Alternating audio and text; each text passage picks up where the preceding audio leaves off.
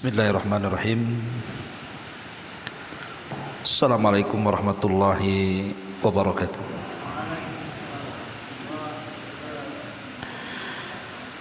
Bihamdillahi wassalatu wassalamu ala rasulillah wa ala alihi wa sahbihi wa mawalah wa la hawla wa la quwata illa billahi wa ba'du. Alhamdulillah, segala puja dan puji hanya milik Allah subhanahu wa ta'ala. Salawat dan juga salam kita hadiahkan kepada Rasul kita Nabi besar Muhammad sallallahu alaihi wa ala alihi wasallam. Alhamdulillah, walaupun cuaca di luar hujan, insyaallah hujan membawa rahmat kepada kita dan tidak menyurutkan untuk bertalabul ilmi. Tak lupa salawat dan juga salam kita hadiahkan kepada Rasul kita Nabi besar Muhammad sallallahu alaihi wa ala alihi wasallam. Pembahasan di malam hari ini kita akan membahas tentang perkara-perkara dari dosa-dosa yang mengakibatkan kefakiran dan kemiskinan kepada kita. Ma'asyiral muslimin yang dimuliakan Allah subhanahu wa ta'ala,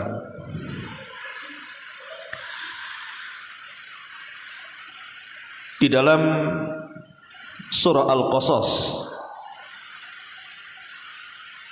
ketika Allah subhanahu wa ta'ala bicara tentang kisah Qarun,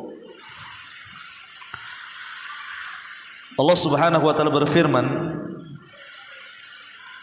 fa kharaja ala qaumihi fi zinatihi, maka keluarlah Qarun kepada kaumnya dengan kemegahan dan kekayaannya. Qala alladhina yuriduna al-hayata ad-dunya ya laita lana misla ma utiya Qarun innahu ladhu haddin azim.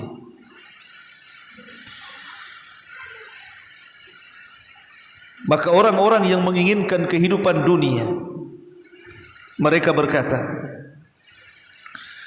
mudah-mudahan kita mempunyai harta kekayaan seperti yang telah diberikan kepada Qarun.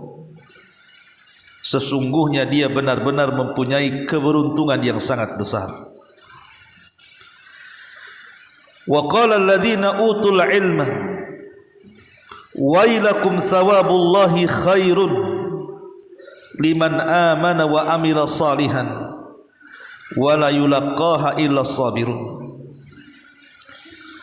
Tetapi orang-orang yang dianugerahkan pengetahuan ilmu berkata, celaka kalian, ketahuilah bahwa pahala Allah lebih baik bagi orang-orang yang beriman dan mengerjakan kebaikan, dan pahala besar itu hanya diperoleh orang-orang yang bersabar.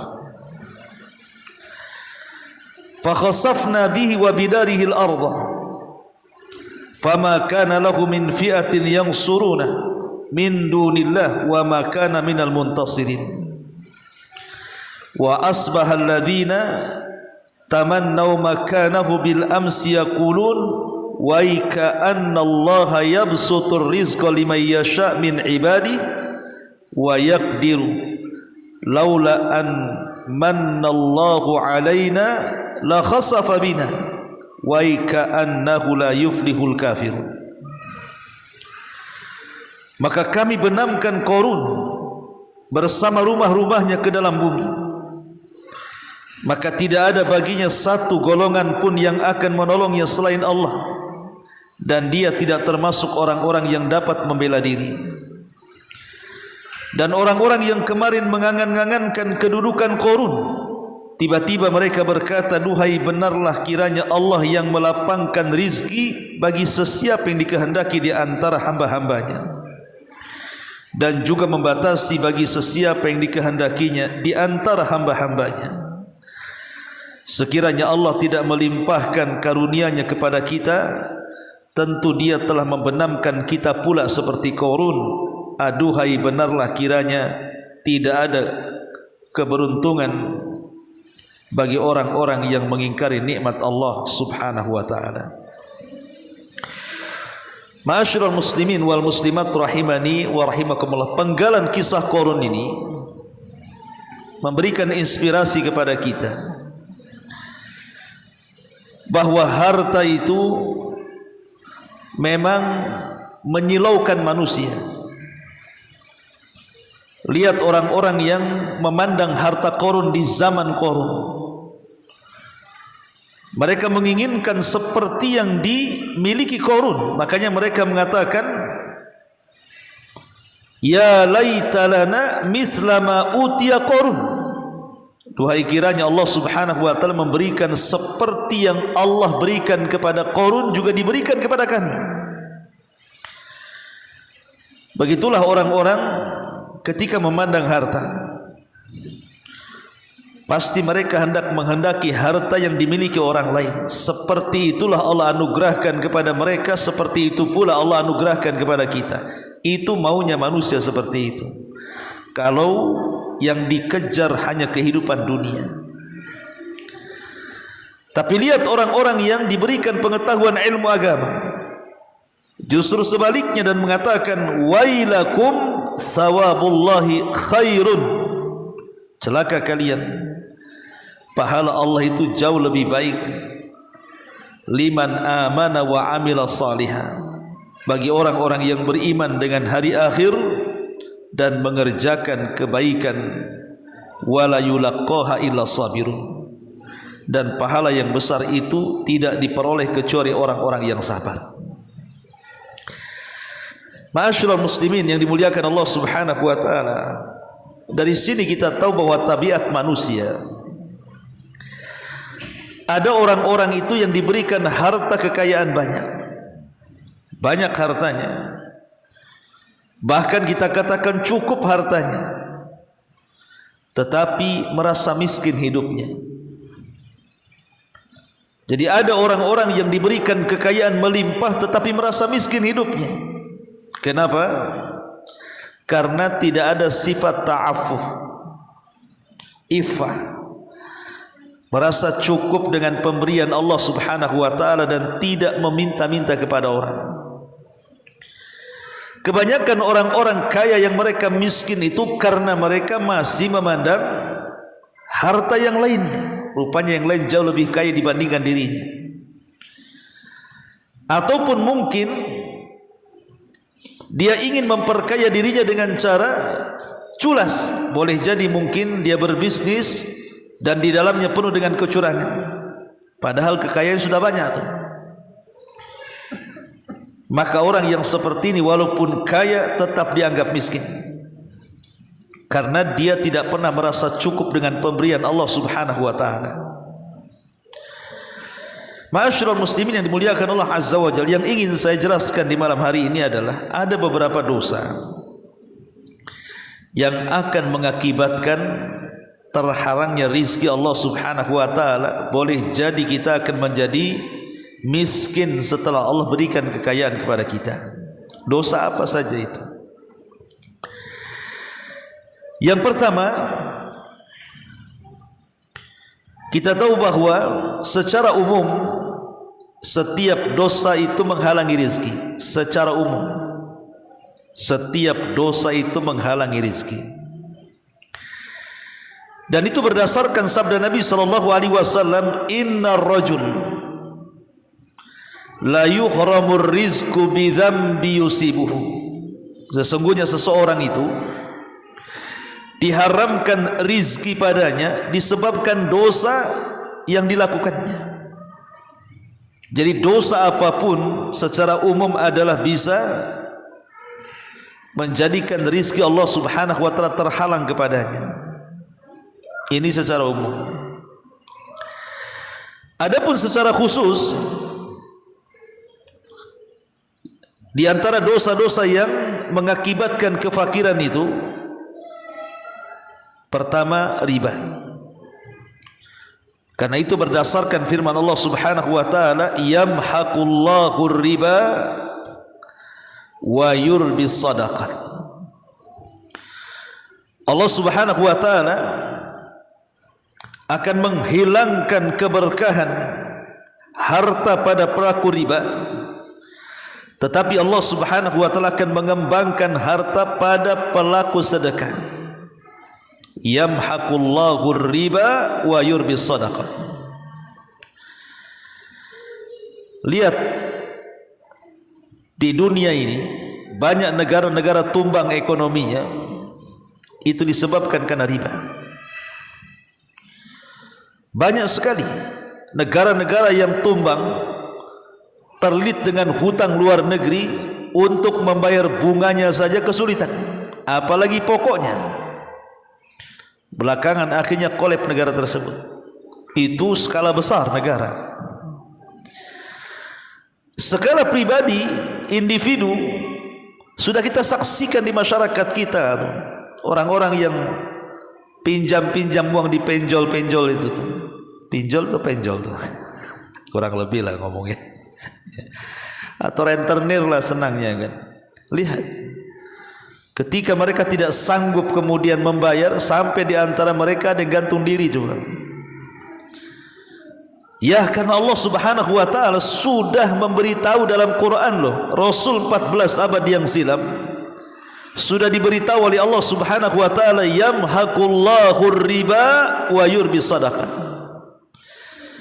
Maka kalau ingin terhindar dari kefakiran dan kemiskinan, jauhi riba.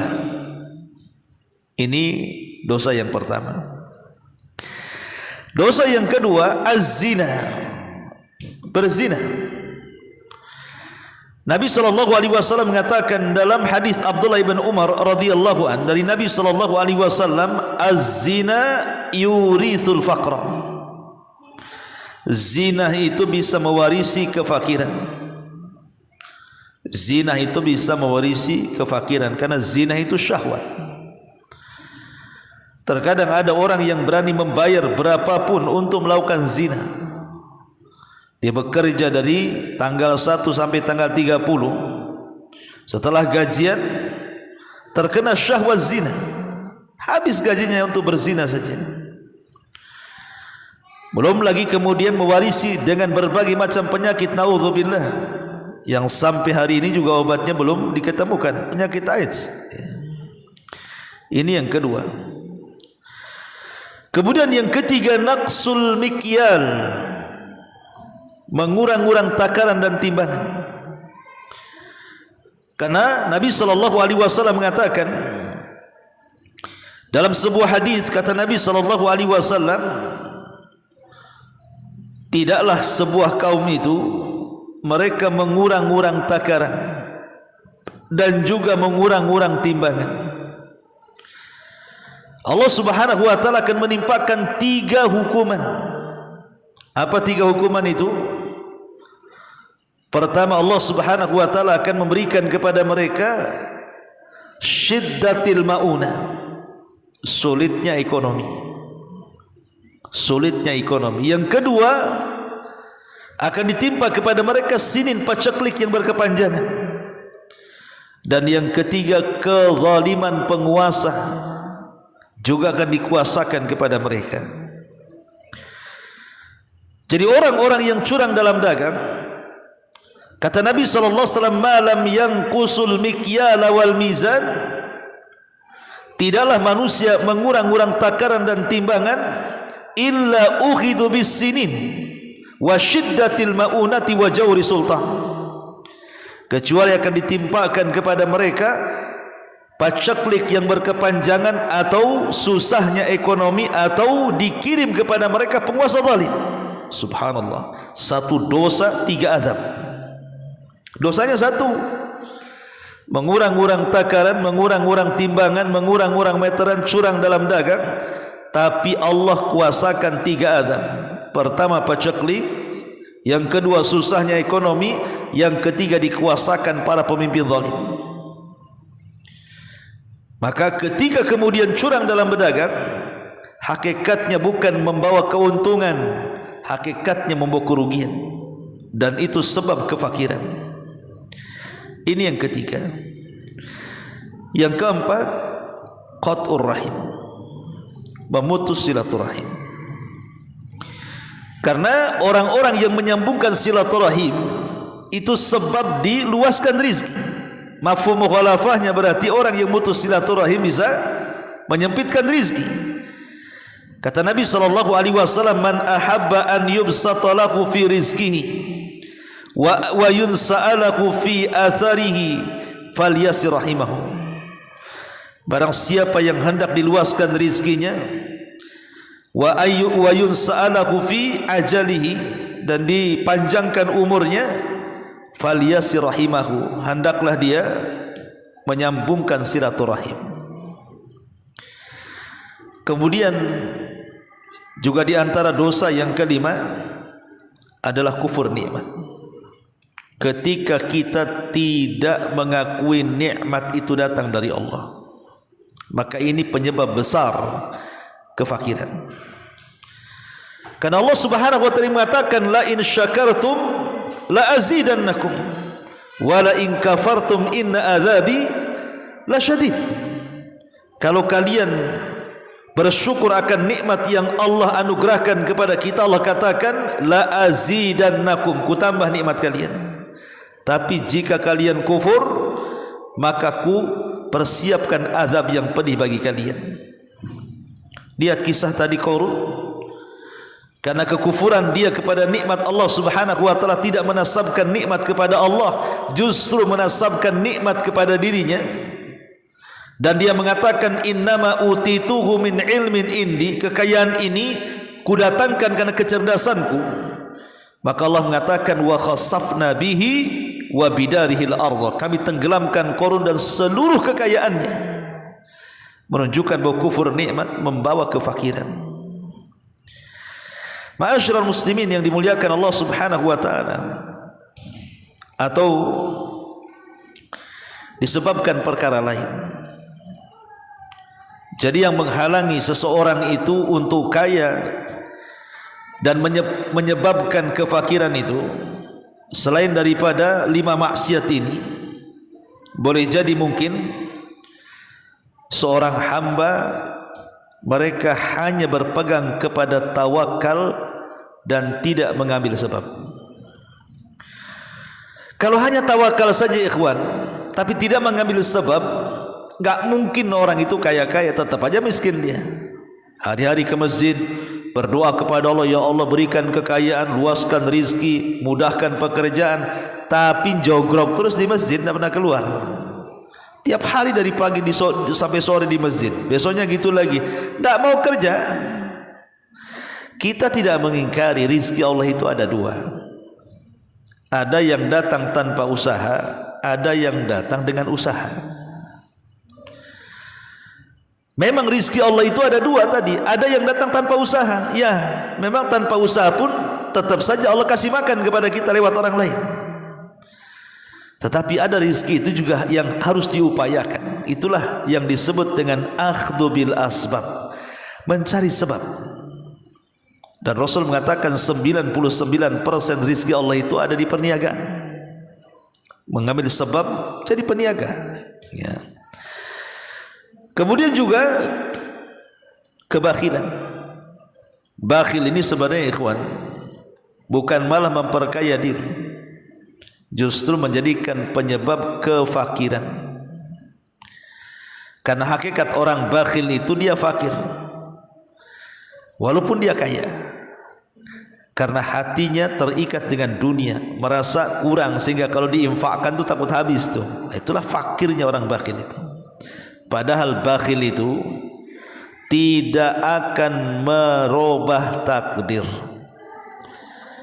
sebagaimana infak juga tidak akan merubah takdir. Justru orang infak ditambah pula hartanya. Karena pikiran orang bakhil itu biasanya, kalau saya infakkan habis uang saya. Itu paradigma sekuler namanya. Kalau dikeluarkan 1000 hilang 1000. Itulah orang bakhil. Padahal rizki Allah itu sudah ditentukan, tidak mungkin berkurang karena kebakhilan, enggak mungkin berkurang. enggak mungkin bertambah karena kebakhilan dan tidak mungkin berkurang karena diinfakkan. Itu kaidahnya. Ya. Jadi harta itu tidak mungkin berkurang karena infak dan tidak mungkin bertambah karena bakhil. Kenapa? Karena sudah ditakdirkan Allah. Mau bakhil, mau medit, mau kikir, mau apa saja. Loh, kalau takdirnya segitu ya segitu. Saya tidak mungkin nambah juga. Tapi sebaliknya orang infak itu, Rasul mengatakan ma naqasa min mali sadaqah. Tidak mungkin harta yang disedekahkan itu berkurang. Bal yazdad, bahkan akan bertambah. Termasuk juga at-tahawun fi ba'dil a'mal. Tahawun itu artinya meremehkan pada sebagian amalan-amalan allati tusaf bi annaha syirkun, yang disifati bahwa amalan-amalan itu kalau dilakukan bisa terjerumus kepada kesyirikan, seperti bersumpah kepada selain Allah, menyembelih kepada selain Allah, berkeyakinan di sana ada selain Allah yang mendatangkan manfaat dan madarat, datang ke dukun dan begitu seterusnya. Ini menyebabkan kefakiran.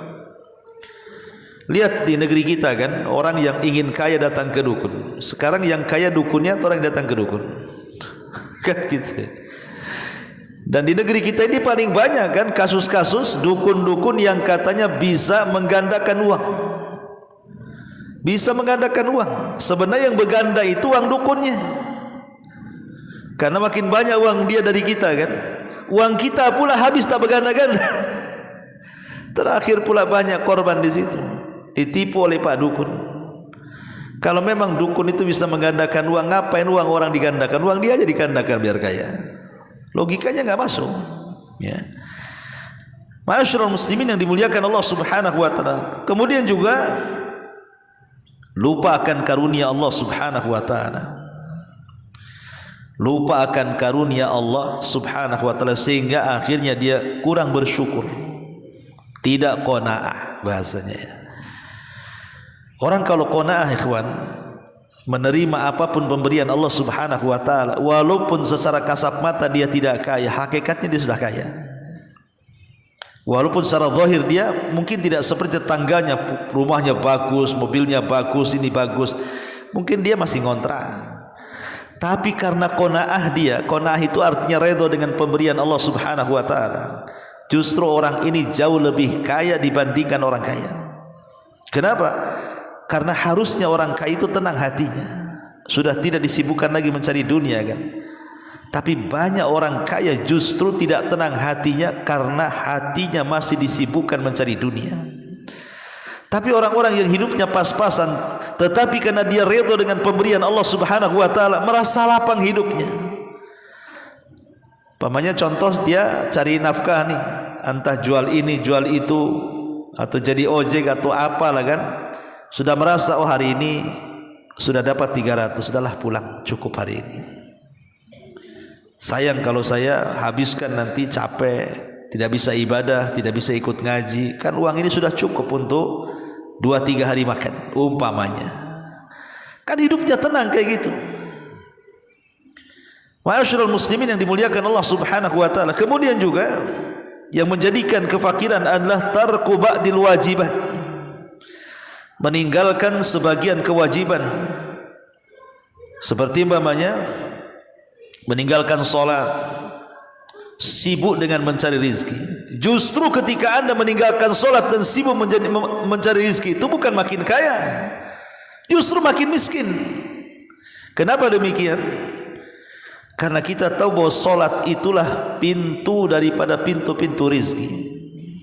Solat itu bukan menghalangi rizki, justru disitulah kuncinya. Kalau ingin dibukakan rizkinya, solat.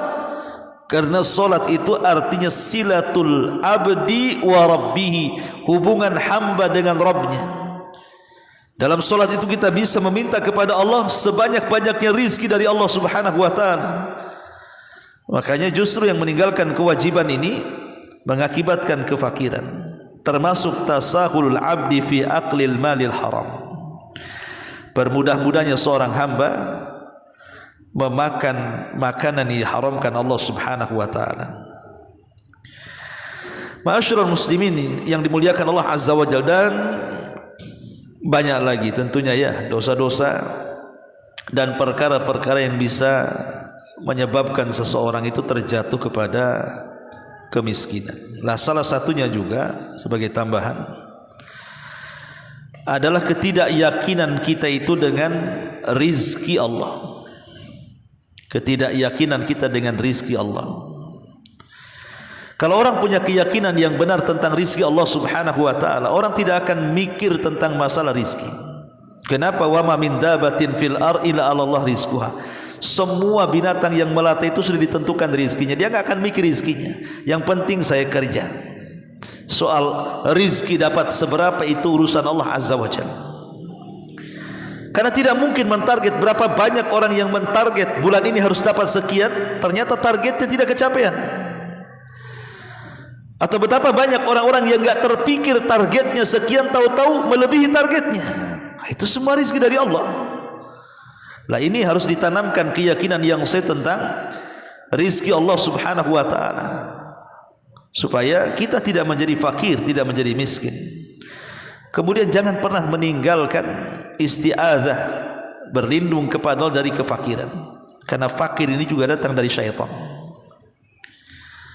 Dan syaitan itu ada di mana-mana, memberikan was-was kepada kita, ya'idukumul faqra wa ya'murukum bil fahsya. Syaitan akan datang menghampiri kita dan mewaswasi kepada kita dengan kefakiran. Makanya kemudian banyak-banyaklah berlindung kepada Allah Subhanahu wa taala dari kefakiran ini. Ma'asyiral muslimin wal muslimat rahimani wa rahimakumullah. Lalu apa yang harus kita lakukan? Ataupun amalan-amalan apa yang bisa menghilangkan kefakiran itu? Yang pertama, tahqiqut taqwa. Wujudkan takwa. Kita tahu wasiat yang terakhir dalam Quran apa? Takwa. Karena ayat yang terakhir turun itu wattaqu yauman turja'una fihi ilallah. Bertakwalah kepada Allah karena sebuah hari yang semua manusia akan kembali kepada Allah. Ini akhir surat, ya, akhir ayat yang turun kepada Nabi. Dimulai dengan kata-kata wattaqu, bertakwa. Dari sini kita tahu bahwa takwa itu akhir wasiat Quran. Takwa itu akhir wasiat Quran. Dan Allah Subhanahu wa taala di banyak ayatnya menjelaskan tentang hakikat takwa itu mendatangkan kekayaan. Lihat ayat secara umum Allah mengatakan apa? Walau anna ahlal qura amanu wattaqau la fatahna alaihim barakatim minas samai wal ardh. Kalaulah penduduk negeri itu mau beriman dan bertakwa, kami buka kepada mereka berkah langit dan bumi. Ini secara umum.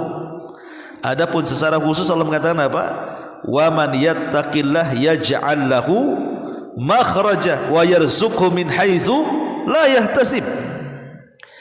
Siapa yang bertakwa kepada Allah Subhanahu wa taala, maka dia akan dicarikan setiap kesulitannya jalan keluar dan akan diberikan rizki dari arah yang tidak disangka-sangka.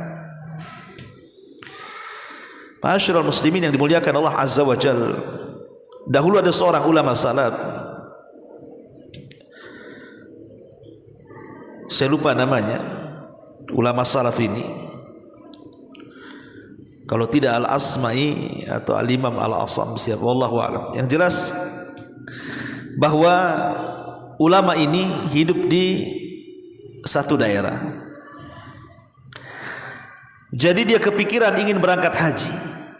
Ulama salaf ini ingin berangkat haji. Masalahnya dia tidak punya biaya, tapi keinginan dia ingin berangkat haji itu besar sekali, karena kerinduan kepada Ka'bah itu sudah menyelimutinya dan dia ingin berangkat haji. Tapi keluarganya melarang dan mengatakan bahwa kalau engkau berangkat haji, siapa yang akan memberikan rizki kepada kami? Engkau yang kerja. Kalau engkau pergi, siapa yang bekerja di rumah ini?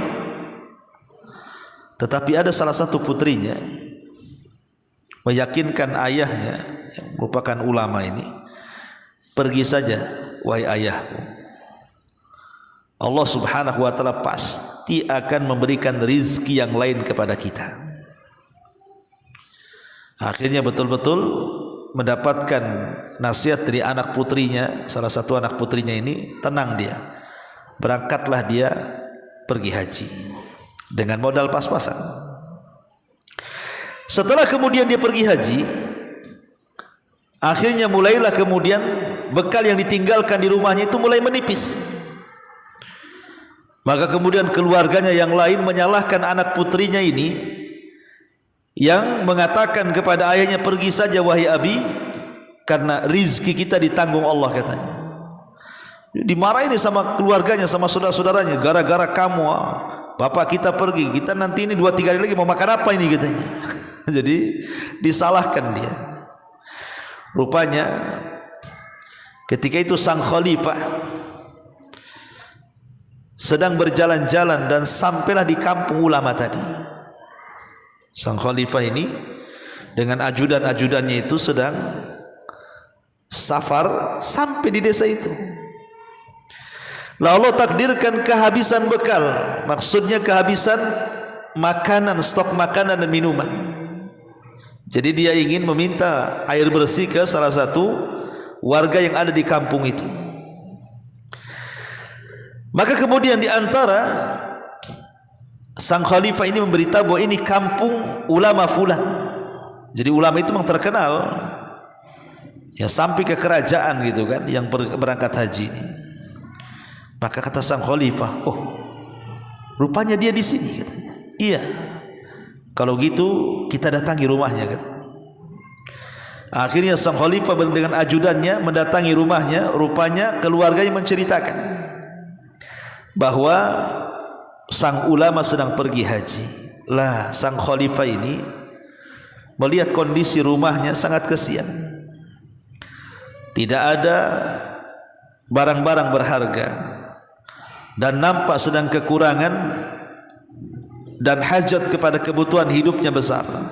Akhirnya sang khalifah mengatakan kepada ajudan-ajudannya, kita sudah sampai di desa ini, kalau kalian ingin memuliakan ulama ini, ayo kita urunan, kita kasih uang biar dia layak hidupnya dan juga keluarganya.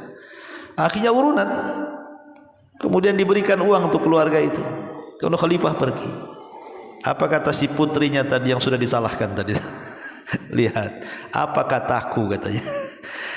Rizki kita itu ditanggung Allah katanya. Bayangkan, ya kan? Ma'asyiral muslimin yang dimuliakan Allah Subhanahu wa taala. Bahkan kalau tidak salah di zaman siapa ya, Khalifah Imam Malik Abu Hanifah, saya lupa. Jadi ada seorang wanita ini miskin, kerjanya ya membuat pintalan itu, menenun ya. Jadi kadang 3 hari baru selesai nenun itu, nanti dijual murah, paling bisa untuk 1, 2, 3 hari aja dia makan. Sehingga dia harus menenun setiap hari, kalau tidak makan. Jadi satu hari dia sedang menenun dan hampir selesai, siap dijual tuh tenunannya itu.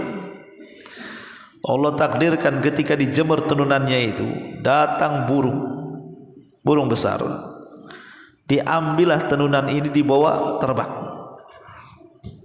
Mau dijual hilang lah, dibawa terbang burung. Akhirnya menangislah wanita ini, karena kainnya dibawa terbang burung, mungkin mau untuk sarang dia atau kan nggak tahu juga kan. Jadi akhirnya kemudian dia mengadu kepada Imam Malik ke Abu Hanifah, antara itulah, lupa saya kisahnya, tapi antara Imam Malik atau Abu Hanifah mengadu kepada salah seorang ulama ini tentang kenapa kok sial sekali dia gitu kan. Sudah capek-capek 3 hari nenun, tiba-tiba kemudian tenunan itu diambil burung, apa seperti nasibku. Maka sang ulama mengatakan dan menenangkan, tidak, rizki itu ditanggung Allah. Kalau memang itu rizkimu tidak akan kemana, katanya. Tiba-tiba selepas itu datanglah 3 orang kepada imam ini, pada sang ulama ini. Kemudian menceritakan tentang perjalanan dia. Jadi dia 3 orang ini seorang peniaga, orang kaya, peniaga, berada di perahu. Qadarullah kemudian perahunya bocor, bolong dan hampir tenggelam. Ketika kemudian sibuk membuang air dari perahu itu karena tidak ada barang-barang untuk menyumpelnya, tiba-tiba jatuh dari langit kain. Kain, rupanya kain itu kain yang dibawa burung tadi jatuh ke kapal itu. Masya Allah, ini 3 pengusaha tujar ini beruntung sekali. Langsung diambil kain itu, disumpelkan ke perahunya. Selamatlah 3-tiganya. Kemudian datanglah kepada sang imam dan mengatakan, ya imam, kami bertiga hampir mati. Kalau bukan karena kain, dibawa kain ini. Dan kami sudah bersumpah siapa pemilik kain ini, katanya. Kami sudah bersumpah akan memberikan setiap kami 1000 dinar. Berarti kalau 3 orang ya 3000 dinar, katanya. Kata wanita, itu kainku itu yang dibawa burung kan. Akhirnya dia dapat 3000 dinar, coba. Kainnya balik, dapat lagi 3000 dinar kan. Rizki itu datang dari Allah. Bukan dari siapa-siapa rizki itu. Datang dari Allah. Kalau Allah berkehendak, Allah bisa membuat orang kaya mendadak. Sebagaimana kalau Allah berkehendak, Allah buat dia miskin mendadak pun bisa. Itulah ma'asyiral muslimin, karena tadi takwa Allah azza wa jalla. Yang kedua, ya, as-sadaqah. Memperbanyak sedekah. Memperbanyak sedekah itu sekali lagi, kalau kita yakin dengan sedekah itu bisa mendatangkan rizki, insyaallah ini mujarrab. Ya. Terbukti gitu kan. Banyak kok para pedagang-pedagang kaya raya itu, mereka usahanya berkah luar biasa, rupanya karena mereka rajin sedekah. Karena Nabi SAW yang mengatakan, ma naqasa min mali sadaqah bal yazdad bal yazdad bal yazdad. 3 kali Rasul mengatakan bal yazdad. Tidak mungkin berkurang harta yang disedekahkan, bahkan bertambah, bertambah dan bertambah. Ini yang kedua. Kemudian yang ketiga, al-ibti'ad anidz dzunub. Jauhi dosa. Karena tadi saya katakan di awal, dosa inilah yang menyebabkan kefakiran. Maka ketika kita berusaha menjauhi dosa, maka itu sebab terbukanya kekayaan. Kemudian juga at-taqarrub ila Allah bid-du'a. Mendekatkan diri kepada Allah Subhanahu wa taala dengan doa. Minta kepada Allah, bangun pada setiap sepertiga malam akhir di waktu-waktu mustajab di tempat-tempat mulia, minta agar diluaskan rizkinya. Maka Allah Subhanahu wa taala tidak mungkin menyia-nyiakan hamba-hamba yang berdoa. Kemudian juga at-tawakkul. Bertawakallah kepada Allah Subhanahu wa taala, sandarkan hati hanya kepada Allah. Jangan meminta kecuali kepada Allah. Jangan menyandar kecuali kepada Allah. Siapapun yang bersandar kepada selain Allah, pasti dia tidak mungkin sukses dunia dan akhirat. Maka sandarkan kepada Allah Subhanahu wa taala, termasuk birrul walidain. Berbuat baik kepada orang tua yang orang tuanya masih hidup itu sebab kekayaan. Tapi sebaliknya, orang yang durhaka kepada orang tua justru itu sebab dihilangkan berkah dalam rizki, terkadang bisa sampai kepada taraf kefakiran. Naudzubillah. Termasuk juga al-budu an akli malil haram. Jauhi memakan harta yang diharamkan Allah Subhanahu wa taala, karena itu akan menghilangkan berkah, bahkan bisa mengakibatkan kefakiran. Kemudian juga as-sidqu baina syurakah, jujur ketika bermuamalah. Karena Rasul mengatakan, apabila 2 orang berjual beli, kalau dua-duanya jujur, burika lahuma, Allah berkahi rizki keduanya. Artinya Allah tambah rizki keduanya.